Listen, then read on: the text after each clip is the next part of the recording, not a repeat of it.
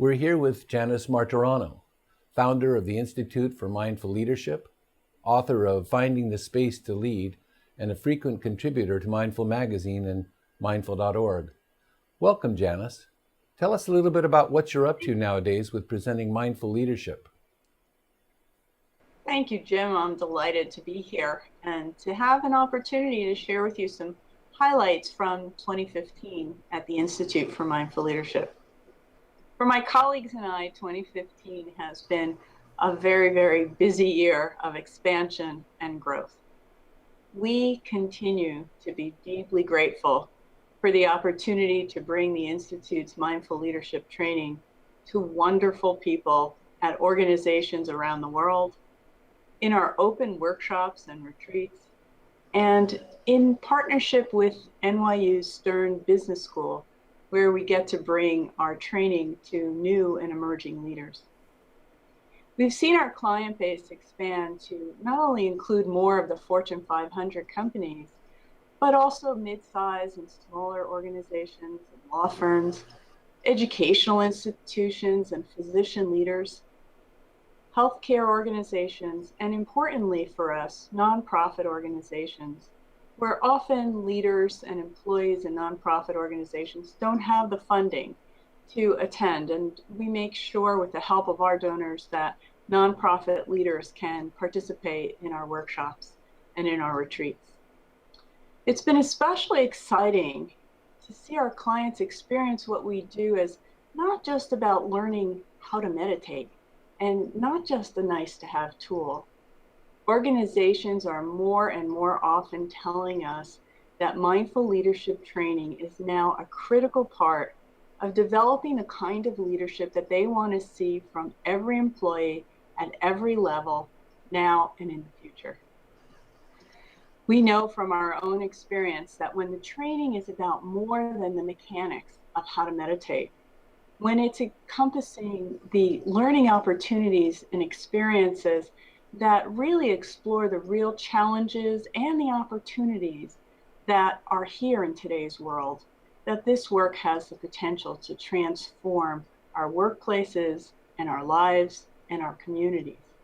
It's in this transformation that ultimately we see how we can make more often the kind of conscious choices that are more focused and clear, more creative, and more compassionate.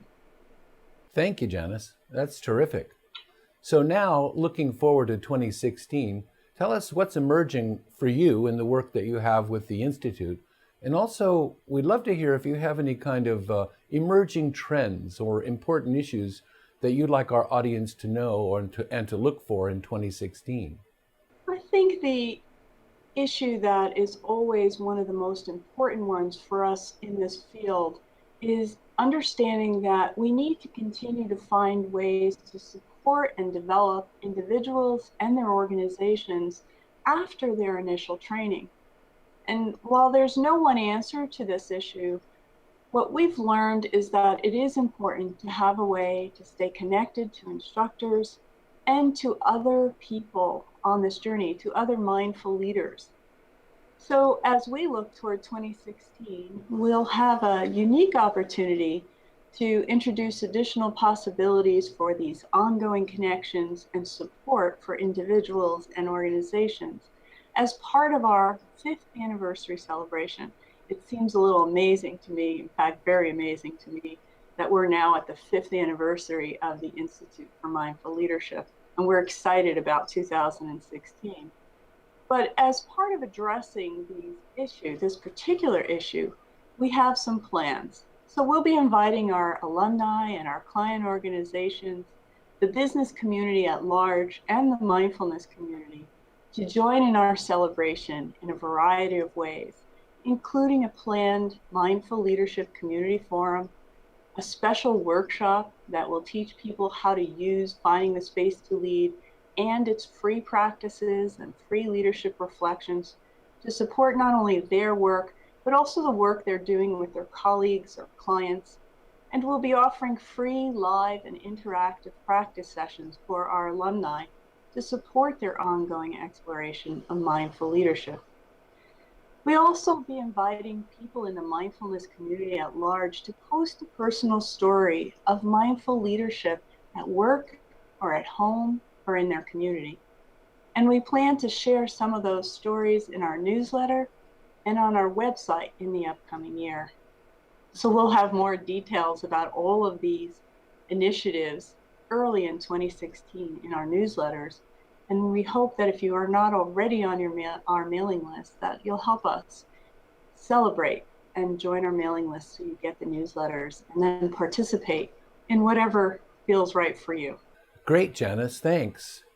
And finally, what advice would you have for Mindful to support the work that you're doing and support the field of mindfulness in general? It's been my honor to be a part of the Mindful journey since its very first issue, and I am always very happy to refer our clients and our organizations to Mindful as a universal resource for people, and I have greatly valued Mindful's role as a centerpiece of bringing great articles, in-depth articles that are universal in nature. But I think also, and perhaps even more importantly, I've appreciated Mindful's willingness to be a voice of reason in the midst of what can sometimes be exaggerated claims in this field, or people out there positioning this training as a panacea for everything.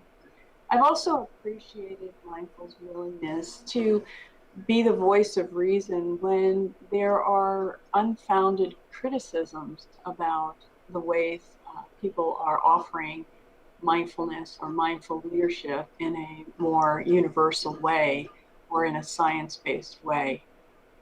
So I've appreciated Mindful's courage and their depth and their willingness to be that voice of reason.